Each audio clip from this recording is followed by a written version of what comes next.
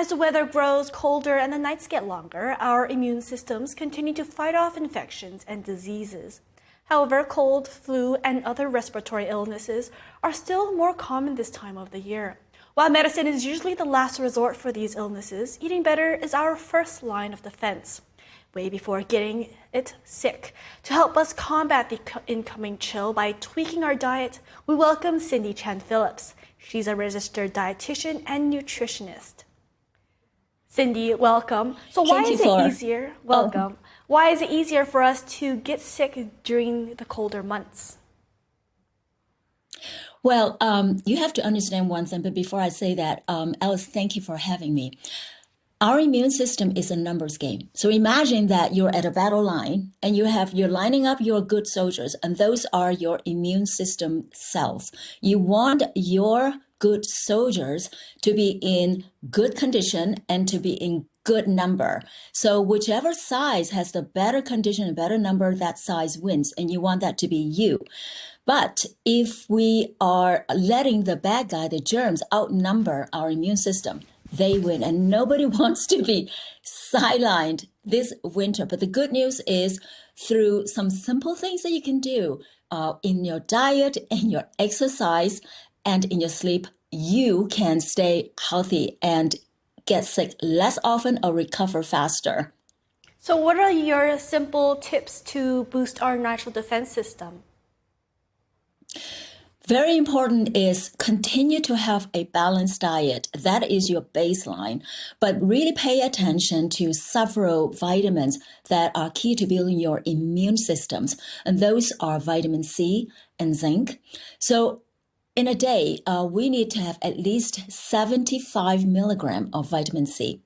So you can easily eat an orange, an apple, you can get that much.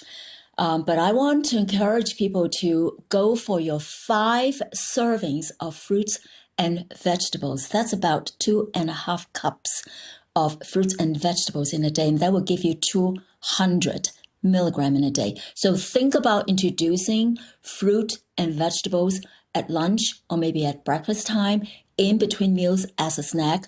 Grab an apple, grab an orange, and always go for the whole fruit rather than fruit juice, because we don't need the extra sugar from it as well. So another thing I want to bring up is hydration. Our body is a wet chemistry. All the favorable, good metabolism happens in a wet condition. So we need to have our 6 to 8 cups of fluid. Now, all of your soup, your tea, your coffee, your juice all count towards that as well. So I know that a lot of people know that, but a lot of people just, maybe they're so busy, they just forget to do it. So always have a beautiful a thermos or your water bottle by your desk. And at the end of the day, that should be empty. So a lot of people become tired of just drinking water or 8 cups of water a day. What kind of fluids do you think we should drink? For example, tea or maybe even a pumpkin spice latte? Oh, you're lighting my button. I love PSA in the winter. Here's the thing: is whatever get you to get the fluid in you, then you go for it. And water, it is the purest form of hydration. As I say, soup, fruit that has orange that has fluid in it, or tea or coffee, they all count. But here's an important thing as well. Our body goes through breakdown and repair, and very few people talk about that.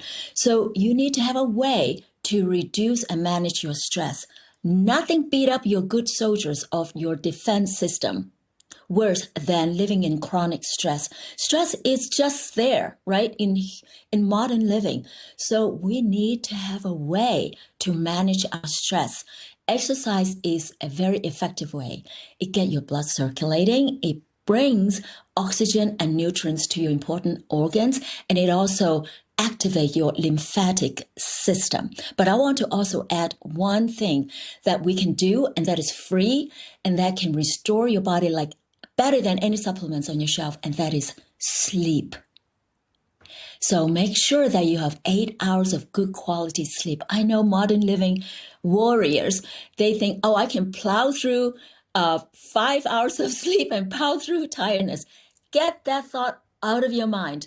Your body needs to repair its tissues and build your defense system through better quality of deep sleep and good quantity of sleep. Aim for the 8 hours of sleep.